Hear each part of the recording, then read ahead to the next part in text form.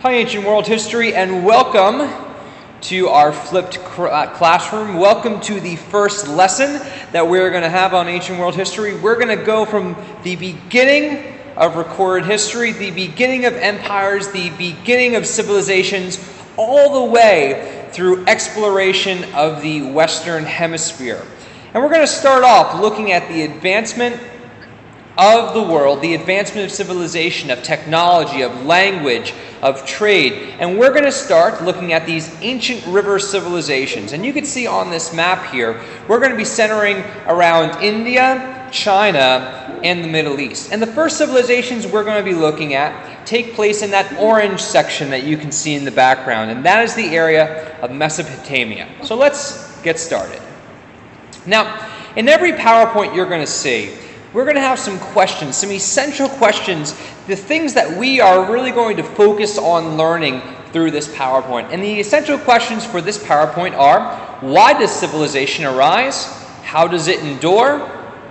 And what factors are necessary for it to really advance and flourish?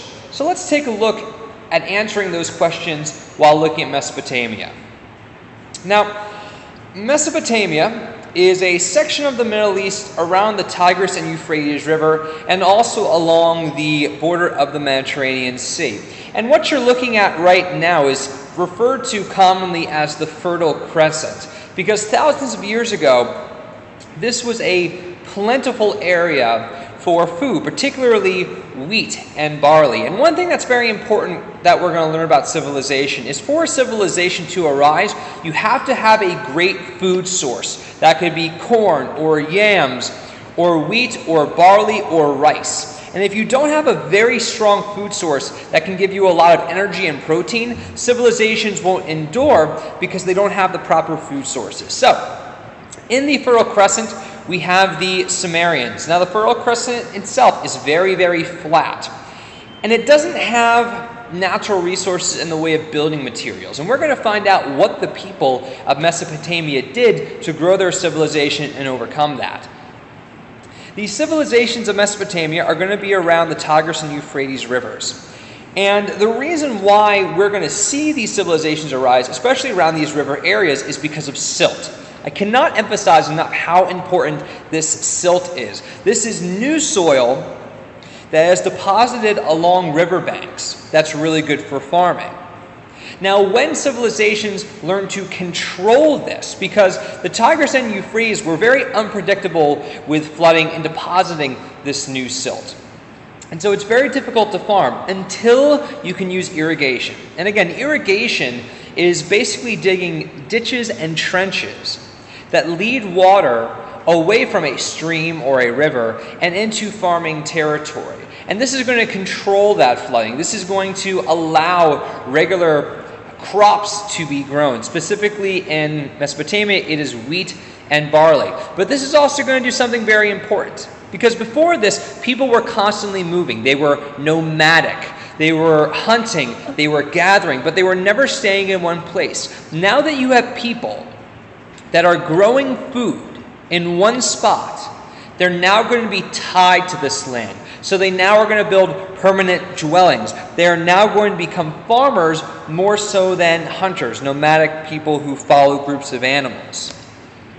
Now, here are some disadvantages to the Fertile Crescent and the solutions that the people of Mesopotamia had. Now, again, we talked about unpredictable farming, so you create irrigation. And you can see in the bottom right-hand picture irrigation that the Mesopotamians had used. You can see the river or body of water off to the top left of that picture, and you can see that they dig these trenches that will take it to different areas for farming. Another disadvantage to the Fertile Crescent is there are not natural barriers. For a civilization to really arise, you need some sort of barrier to stop other peoples from coming in and wiping you out. A lot of times that could be oceans or deserts or mountains. So what the people of Mesopotamia did is they built walls, large walls with mud bricks to make man-made barriers from possible invaders. The third disadvantage is their natural resources were limited, and that is in building materials, things like stone, wood, metals, things to construct civilization. But the one thing they did have a lot of was food, grain. They had a lot of cloth. In fact, most of the animals that are domesticated that we eat today come from Mesopotamia. Sheep, goats, cows, and horses all originate in Mesopotamia. And they traded these goods for those building materials that they needed. Now, when we're talking about civilizations, the Sumerians in the Fertile Crescent are really the first civilization that arises that we can date back in history. And there are 5 reasons why they are the first civilizations. And we're going to expand on these in this PowerPoint. But the 5 are advanced cities, specialized workers, complex institutions, record keeping, and improved technology. And we're going to be talking about these in depth right now. Again, the first thing are advanced cities and complex institutions. So what you're going to have in this Sumerian area is you're going to have city-states. And city-states are a political unit where you have a major city that's surrounded by farms. It doesn't have a whole lot of territory, but it's a country, it's a nation of its own that is centered around a city and the farming land around it. And you could see on the map on the right what some of these city-states were, like Uruk, Kish, Lagash, Umma, and Ur. In fact, Ur was one of the largest of these early civilization cities. Now, these cities are going to be controlled by temple priests, because religion is going to be seen as very important to this civilization. However, when there was a war situation, when you have invaders that are coming against that nation state, the city would choose a warrior to command the city.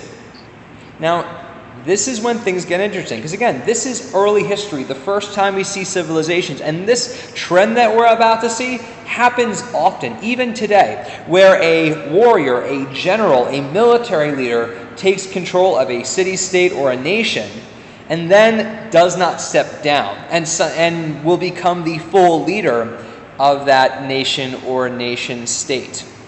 Now, in Mesopotamia, we would have these leaders that are going to pass on power to their sons. They're going to pass on their responsibilities and their leadership throughout their family, because obviously if you're the leader of a nation state, you're going to be rich, you're going to have things that you want, and obviously you're going to want to have that continue for your family. This is going to create something called a dynasty, which is a series of rulers from one family. We're going to see when we look at China, dynasties that would last for hundreds and hundreds of years, where people from the same family continue to rule. Another reason why we have advanced civilizations in Mesopotamia is because of specialized workers, where not everyone is a farmer, not everyone is a hunter, where people have time to develop specific skills, such as cloth weaving, metalworking, selling goods, creating goods. And when you have time to master those crafts, you have specialization. Now, not only is that based off of craftsmanship, but it also applies to political leadership. Kings, people who know how to speak, how to lead, how to command economies and social groups. Landowners, how to distribute land, how to get rent, how to grow things. Priests, people who are religious specialists, who don't spend any time farming, but instead take care of the religious responsibilities of that civilization. And even slaves, people who are taken from other city-states or kingdoms and brought back to be a labor class. This division of political and economic specialization is a marker of an advanced civilization, because people have time to become masters at something. Another thing is record keeping. The Mesopotamians have the earliest known form of writing that we have been able to find, and it's called cuneiform. They're written on stone tablets, and the earliest one that we have, the earliest one that we can find, is from 2300 BCE. Now, the interesting thing is what we found on these cuneiform tablets. Believe it or not, these people who were writing down this information weren't just talking about life and writing journals and daily lives. They were talking about astronomy, looking at the stars. They were talking about chemistry. They were looking at medicine. And they were recording these things to pass on that information to others. And that's a great marker of civilization. For people to, again, not only master concepts and crafts, but to also pass on that knowledge to the next generation. Because if you do not educate yourself, then you're not going to be as successful as a civilization, because the specialized masters will eventually go and die, and that knowledge needs to be passed on, and not just passed on, but built upon. And that's what we're seeing here in Mesopotamia. Also, we're going to see the advancement of technology. We're going to see in Mesopotamia the very beginning origins of arithmetic, math, and geometry. We're going to see the invention of different architectural styles like arches, columns, ramps, and even the basis of the pyramid. We call them ziggurats in Mesopotamia. The ziggurat is a very advanced form of technology, because these would be 30, 40, 50 meters high. So you're going to need to create special materials to build that. You're going to need to create things like ramps to get those materials to be built. And it's interesting that these large structures, which would take years to build, and countless men and slaves to build these, were a religious symbol where gods would be worshipped. Now, what does that tell us? That tells us that religion is important to these civilizations. Now, at this time, the Mesopotamians were polytheistic, which means they did not believe in one main god, but they believed in many gods who would have different responsibilities. For example, Enlil, who we see on the picture on the right here, is the god of storms and air. Now, you're probably wondering, why would he be the most powerful god for Mesopotamia? Think about this. If your entire civilization relies on the food that you can grow, wouldn't the weather be the most important factor to you? And so when that is, and if you're creating these gods, who would you make the most powerful god? The one that controls your food source, the one that really controls life or death in these civilizations.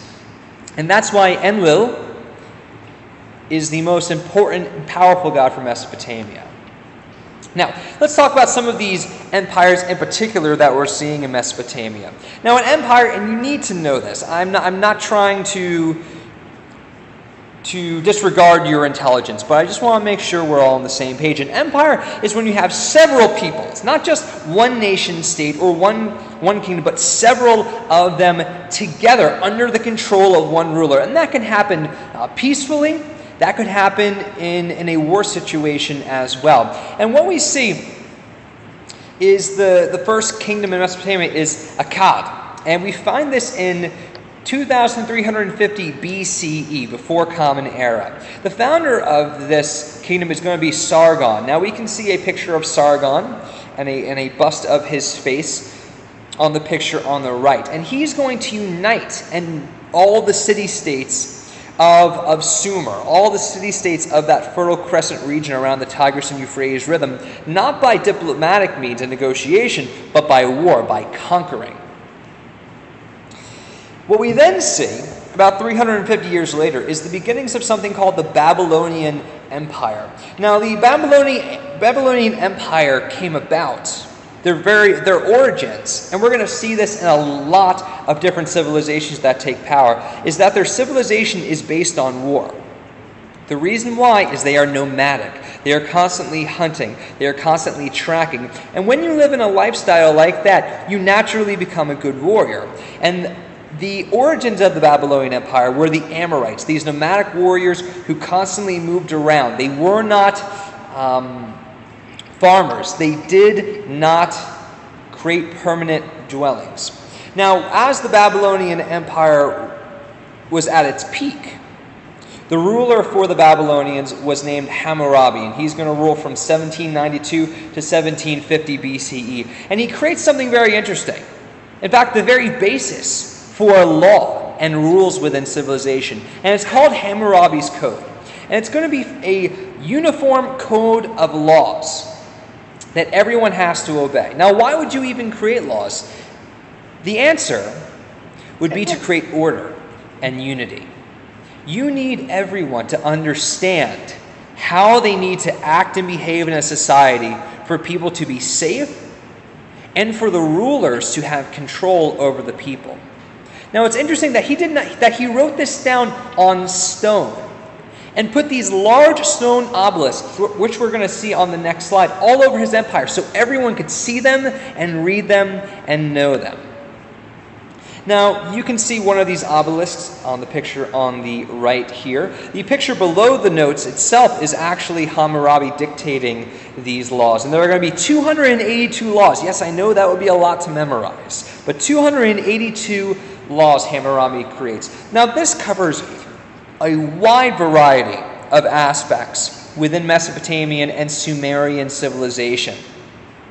This affects family relations, how you conduct business, criminal activities. And the interesting thing is that these laws actually protected women and protected the treatment that others would have for them. And this is really showing us something interesting. This is showing us that to the Mesopotamians, they believed in rules and orders, not only in business, not only in crime, but in family, and particularly protecting women as well. Now take a look at